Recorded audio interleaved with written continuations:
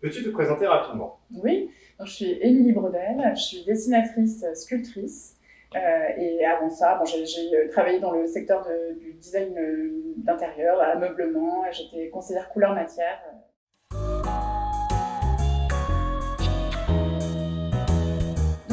J'ai commencé par un bac à appliquer, puis ensuite j'ai fait un an dans une école à Orléans qui s'appelait à l'époque l'Institut d'art visuel, qui formait au métier d'image. Et après j'ai fait ma scolarité aux arts décoratifs de Paris avec 2 premières années pluridisciplinaires où j'ai pu vraiment tester beaucoup de choses parce que je ne savais pas ce que je voulais faire. J'étais très curieuse et je voulais tester plein de choses, illustration, graphisme, gravure, sérigraphie, vidéo, photo, etc.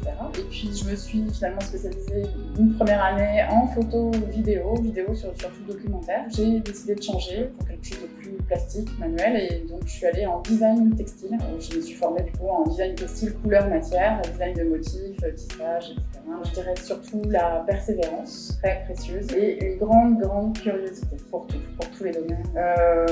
Alors l'avantage, je suis indépendante, donc c'est moi qui décide de mes projets, de mon emploi du temps. Je peux travailler avec des gens différents, j'ai toujours des rencontres créatives qui sont ressourçantes, je peux me renouveler, j'évolue sans cesse en fait dans mon métier, donc on s'enrichit beaucoup de rencontres créatives au fur et à mesure. Et puis alors après, les désavantages, c'est sûr que c'est pas une sécurité financière, il y a toute la problématique, on est tout seul, et on gère tout, donc c'est pas que du plaisir en fait, on fait pas que dessiner, on fait de l'administratif, on fait sa communication sur les réseaux, ses factures, ses devis, ses relations clients, des marchés, des clients, etc. Donc oui, il y a quand même un côté très lourd à côté, énormément, puisque par principe, quand on est créatif, on peut vraiment être créatif dans tous les domaines. En fait, si on a un regard, pour moi, tous les métiers créatifs sont complémentaires. En fait, beaucoup de designers aujourd'hui sont architectes, ils peuvent être plasticiens à côté, ils font de la vidéo, de la photo.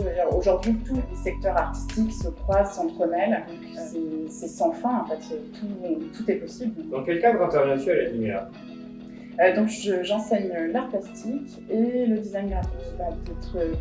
D'être curieux, de sortir de sa zone de confort en testant le plus possible de médiums, de techniques, de ne pas avoir peur de se lancer parce que c'est maintenant qu'il faut le faire, de ne pas avoir peur de rater un dessin. On remplit des carrés, on se nourrit, il faut se cultiver dans tous les domaines de l'art, de la culture, voir des expositions, des spectacles, aller au cinéma, voir des films, et pas que les derniers, essayer de lire beaucoup aussi, voilà.